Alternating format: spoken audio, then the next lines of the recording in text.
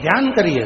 अगर नवरात्रि का व्रत एक लौंग पर कर रहा है तो उसको करने दो। कोई नवरात्रि का व्रत अगर एक गिलास दूध पर कर रहा है तो उसको करने दो। अगर नवरात्रि का व्रत एक जरासी सुपारी पर कर रहा है तो करने दो। कोई नवरात्रि का व्रत कैसे कर रहा है उसको करने दो, उसकी मर्जी।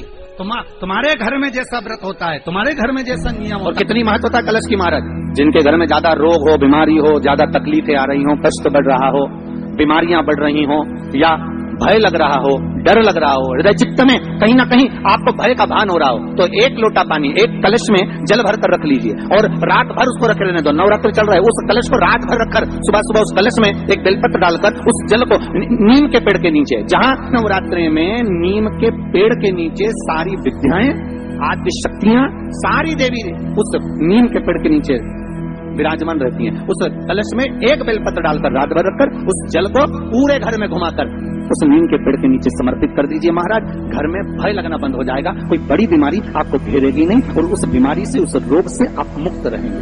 उस बीमारी से, उस रोग से आप मुक्त पाएंगे। वो बीमारी आपको घेरे कलश का।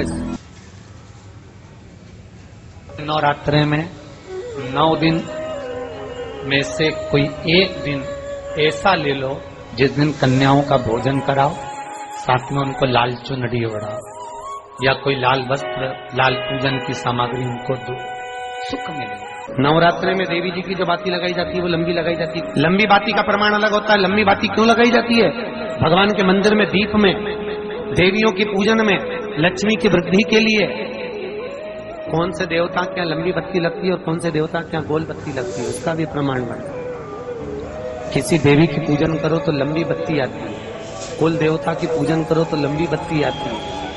किसी मंदिर में किसी देवता को लगाने जाओ तो गोल बत्ती लगती है, उसका भी प्रमाण है। लंबी बत्ती जहां लगाई है, अगर लक्ष्मी के सामने लगाई है तो लक्ष्मी की लंबाई बढ़ती है, लक्ष्मी की वृद्धि बढ़ती है। अगर कुल देवता के नाम की लगाई है तो वंश की वृद्धि होती है। इसलिए हमारे यहाँ अमावस्या पूनम को जो पाटे माटे बढ़ाते हैं उसमें गोल बत्ती नहीं लंबी लगाई जाती है, जिससे हमारा वंश बढ़े। नवरात्रि में देवी जी की जो बाती लगाई जाती है वो लंबी लगाई जाती है, गोल नहीं। क्यों? क्योंकि जिससे माँ हम पर कृपा बना कर रखी है, हमारा वंश खूब बढ़े, हमारे यहाँ लक्ष्मी की वृद्धि है। स्थिर बाती, गोल बाती लगाई जाती है ब्रह्मा के मंदिर में, इंद्र के मंदिर में, देवता के मंदिर में। तुलसी के सम्मुख में लंबी बाती नहीं लगती, तुलसी के सम्मुख में गोल बाती लगाई जाती है, जिससे स्थिरता का भाव केंद्रित। पीपल के वृक्ष के नीचे कभी लंबी बाती नहीं लगती, बड़ के पेड़ के नीचे कभी लंबी बाती नहीं लगती, आंवले के पेड़ के नीचे कभी गोल बाती नहीं लगती, आंवले के वृक्ष के नीचे लंबी बाती। अष्टमी के दिन कन्याओं का भोजन कराओ या नवमी के दिन कन्याओं का भोजन कराओ। पर देवी भागवत तो कहती है, देवी भागवत तो वर्णन करती है कि पहले नवरात्रि से लेकर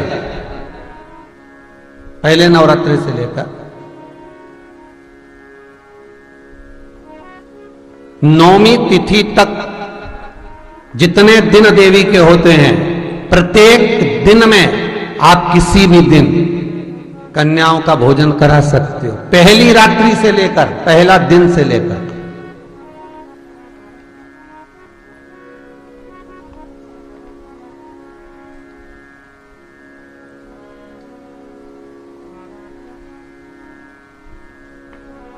नवरात्रि मालूम है कब से लगती है?